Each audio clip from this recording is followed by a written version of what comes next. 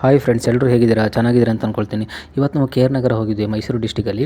So ಅಲ್ಲಿ ನಾವು ಹೋಗ್ತಾ ಒಂದು ಕಲ್ಲಂಗಡಿ ತೋಟಕ್ಕೆ ಹೋಗಿದ್ವಿ. ತುಂಬ ಅದ್ಭುತವಾಗಿದೆ ನೋಡಿ ಫ್ರೆಂಡ್ಸ್, ನೋಡ್ತಾ ಇರ್ಬೋದು. ಇದು ಕಲ್ಲಂಗಡಿ ಗಿಡದ ಬೆಳವಣಿಗೆ ಪ್ರಕ್ರಿಯೆ. ಮೊದಲು ಬೀಜವನ್ನು ಮಣ್ಣಿನಲ್ಲಿ ಬಿತ್ತುತ್ತಾರೆ. ಸ್ವಲ್ಪ ದಿನ ಚಿಕ್ಕ ಗಿಡ ಹೊರಗಡೆ ಬರುತ್ತದೆ, ಓಕೆನಾ.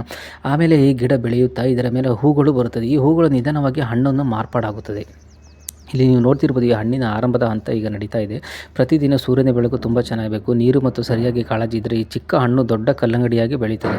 ಸುಮಾರು 70ರಿಂದ 90 ದಿನಗಳಲ್ಲಿ ಈ ಹಣ್ಣು ಸಂಪೂರ್ಣವಾಗಿ ಸಿದ್ಧವಾಗ್ತದೆ, ಓಕೆನಾ. ಮತ್ತು ಈ ನೋಡ್ತಾ ಇರ್ಬೋದು, ಇಲ್ಲಿ ಪ್ಲಾಸ್ಟಿಕ್ ಏನಕ್ಕೆ ಹಾಕಿದ್ದಾರೆ ಅಂತ ಹೇಳಿದರೆ ಈ ಕಳೆನ ಅವಾಯ್ಡ್ ಮಾಡಲಿಕ್ಕೆ.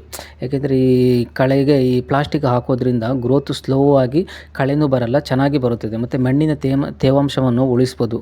ಮತ್ತು ಬೇಗ ಡ್ರೈ ಆಗಲ್ಲ, ಮತ್ತು ಹಣ್ಣು ತುಂಬ ಕ್ಲೀನಾಗಿರುತ್ತೆ. ಮತ್ತು ನೆಲಕ್ಕೆ ತಾಗಲ್ಲ, ಕಪ್ಪುಳ ಏನೂ ಬರಲ್ಲ. ಮತ್ತು ಮಣ್ಣು ತುಂಬ ಬಿಸಿ ತಂಪಾಗೋದನ್ನು ಸಹ ಕಂಟ್ರೋಲ್ ಮಾಡುತ್ತದೆ.